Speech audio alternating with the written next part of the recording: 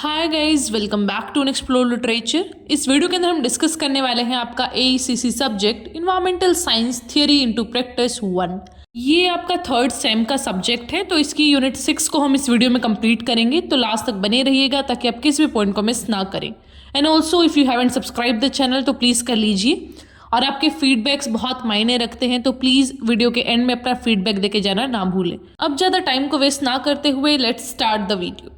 तो हमारे 6 यूनिट का नाम है बायोडाइवर्सिटी एंड कंजर्वेशन। इसके अंदर जो सब टॉपिक्स आते हैं वो हैं definition of biodiversity, India as a mega biodiversity nation, value of biodiversity, threats to biodiversity, biodiversity conservation strategies, then is indicator species, case studies. तो ये सारी चीज़ें हम इस वीडियो में कवर करने वाले हैं, कोई भी टॉपिक नहीं छूटेगा।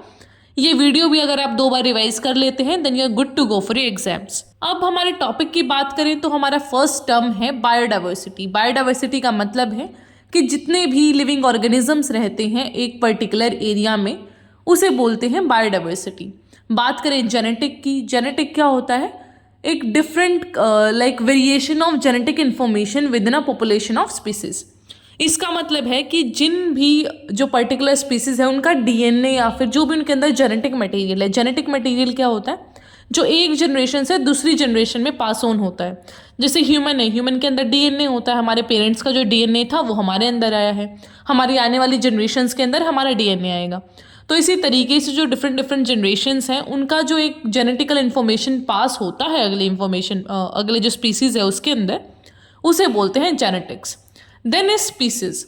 स्पीसीज का मतलब होता है जो डिफरेंट काइंड ऑफ ऑर्गेनिज्म रहते हैं एक स्पेसिफिक एरिया में। तो ये एरिया स्पेसिफिक चीज़ है जिसको बोलते हैं हम स्पीसीज। फिर आता है इकोसिस्टम। इकोसिस्टम का मतलब है डिफरेंट डिफरेंट स्पीसीज का इंटरेक्शन, कि जब ये डिफरेंट डिफरेंट स्पीसीज एक दूसरे के साथ इंटरेक्ट करती है तो वो इकोसिस्टम को बनाता है और उसकी काफ़ी ज़्यादा एक फंक्शंस हैं और हाई वैल्यू का होता है इकोसिस्टम। फिर हमारा नेक्स्ट टर्म है बायोजोग्राफिकल जोन्स। बायोजोग्राफिक जोन्स कौन सी होती हैं? एक पार्ट ऑफ अर्थ जहाँ का इकोलॉजी और ज्योग्राफी अलग हो, मतलब जहाँ की डिफरेंट टाइप ऑफ एनिमल्स और प्लांट्स हो, मतलब उसी एरिया में वो चीज़ें पाई जाती हैं। जैसे कि रेन फॉरेस्ट है, ग्रासलैंड्स हैं। अब रेन फॉरेस्ट में एक ही टाइप के ट्रीज मिलेंगे, एक ही टाइप के ऑर्गेनिजम्स मिलेंगे, लेकिन वहीं जो डेजर्ट है वहाँ पे वेजिटेशन अलग होता है। तो ऐसी जोन्स को या फिर ऐसे एरियाज को हम बोलते हैं biogeographical zones. Then the next is biodiversity hotspots. Biodiversity hotspot का मतलब होता है वो एरियाज जहाँ पे एक किसी पर्टिकुलर स्पीसीज की जो डाइवर्सिटी है वो बहुत ज़्यादा हो, and they are also under threat from human activities.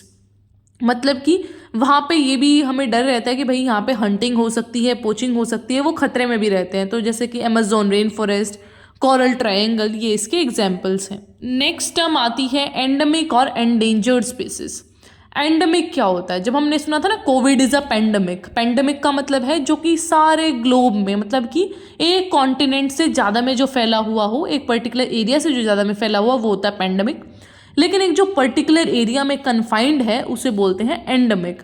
तो एंडेमिक स्पीसीज कौन सी हुई? जो एक पर्टिकुलर एरिया या फिर कहीं particular part of the world में पाई जाती हैं। वही बात रही एंडेंजर्ड स्पीसीज की।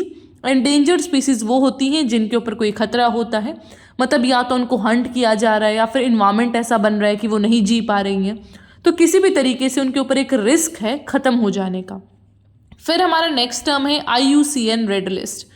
ये क्या है? ये थ्रेटन्ड स्पीसीज की एक लिस्ट है, कॉम्प्रिहेंसिव लिस्ट बनाई जाती है जहाँ पे कुछ कैटेगरीज होती हैं, जहाँ पे हम लेवल के अकॉर्डिंग डिफाइन करते हैं कि भाई कौन सबसे ज़्यादा ऐसा एंडेंजर्ड है, कौन लिस्ट है, कौन नियर थ्रेटेंड है, कौन वनरेबल है, कौन आने वाले समय में बहुत जल्दी ख़त्म हो जाने वाला है। तो हम अलग अलग कैटेगरीज करते हैं इसमें और बताते हैं कि भैया इनको सेव कर लो वरना ये चीज़ें ख़त्म हो जाएंगी। तो उस लिस्ट को हम बोलते हैं IUCN रेड लिस्ट। अब जो हमने पढ़ा पूरा बायोडाइवर्सिटी, उसकी वैल्यू क्या है, क्यों उसको इतना इंपॉर्टेंस दिया जाता है? इसकी वैल्यू को हम 2 तरीके से देख सकते हैं। एक होता है डायरेक्ट वैल्यू, दूसरा है इनडायरेक्ट वैल्यू। डायरेक्ट वैल्यू मतलब जिसको हम सीधा कंज्यूम कर सके। पहला तो है कंजप्टिव यूज़, दूसरा है प्रोडक्टिव यूज़। एक तो कंजप्शन लेवल पे कि उठाया सीधा, फॉर एग्जाम्पल कोई फ्रूट है, उठाया खा लिया सीधा कंज्यूम हो गया, या फिर हमने उस रॉ मटेरियल से कुछ और बनाया और फिर यूज़ किया। इनडायरेक्ट यूज़ की बात करें तो सोशल और कल्चरल वैल्यूज़ हमारी इससे जुड़ी हुई हैं। हम बहुत सारे जो ट्रीज़ हैं उनको पूजा करते हैं। देन इज एथिकल वैल्यूज़ कि हमारे एथिक्स जुड़े हुए हैं। एस्थेटिक वैल्यू हमें सीनरी प्रोवाइड करता है। Option value, environmental service value, environmental service value में आपकी ऑक्सीजन देता है, पानी एंड ऑल, मतलब जो भी है फ्रूट्स, वेजिटेशन, वो सारी चीज़ें आ जाएंगी। अब हमारी जो बायोडाइवर्सिटी है उसको बहुत ज़्यादा खतरा भी है, क्योंकि जो ह्यूमन है ना वो सबसे बड़ा ऐसा डिज़ास्टर पैदा करने वाला बीइंग है इस दुनिया में, एंड उसकी वजह से बहुत सारी जो प्रॉब्लम्स है वो आ रही हैं। तो वो कौन कौन से थ्रेट हैं बायोडाइवर्सिटी के ऊपर? सबसे पहला है हैबिटेट लॉस, कि हम पेड़ काट दे रहे हैं और फिर बोलते हैं कि जो शेर है वो घरों में क्यों घुस रहे हैं आके, बिकॉज हम उनके घरों में घुस रहे हैं तो वो हमारे घरों में घुसेंगे, that is general. Then is degradation and fragmentation. Degradation मतलब कि आपने उनकी जो क्वालिटी ऑफ लाइफ है उसको ख़राब कर दिया। फ्रेगमेंटेशन का मतलब है एक तो पहले इतने बड़े बड़े जंगल होते थे, आराम से घूमते थे एनिमल्स, अब तुमने क्या करा, छोटा छोटा कर दिया, कहीं बीच से सड़क निकाल दी, कहीं पुल निकाल दिया, तो वो सारी चीज़ें। Then the third is poaching of wild life, जहाँ पे हम हंट करते हैं एनिमल्स को इलीगली। फिर है मैन वाइल्ड लाइफ कॉन्फ्लिक्ट, कि कहीं जो फील्ड्स हैं उनके अंदर हाथी घुस जाते हैं, हम न्यूज़ में सुनते हैं ना ऐसी ऐसी चीज़ें, कि गांव में कोई शेर आ गया, कहीं चीता आ गया, तो इस टाइप की जो चीज़ें होती रहती हैं that is called man wild life conflict. फिर है बायोलॉजिकल इन्वेजन। बायोलॉजिकल इन्वेजन का मतलब होता है या तो गलती से या फिर आपने जानबूझ के किसी ऐसी स्पीसीज को इंट्रोड्यूस किया जो आपके यहाँ नहीं होती थी, जैसे कि वाटर हाइसेंथ, जो आपने वो तालाब देखे होंगे उनके ऊपर वो ग्रीन ग्रीन से पत्ते वाला नहीं कवर हो जाता है पूरा, तो वो एक इन्वेजन स्पीसीज है। वो क्या करता है, सारे पानी को सोख लेता है, तालाब के ऑक्सीजन को सोख लेता है और स्पीसीज को वो बढ़ने नहीं देता, तो that is a invasion species. फिर है करंट मास एक्सटिंक्शन क्राइसिस, मतलब कि क्लाइमेट चेंज जैसे इश्यूज़ की वजह से जो पूरा एक्सटिंक्शन है लिविंग बींग्स का वो हो सकता है, एंड ये भी काफ़ी बड़ा थ्रेट है बायोडाइवर्सिटी को। अब भैया समस्याएं तो बहुत ज़्यादा गिन ली हमने, अब इनको बचाया कैसे जाए?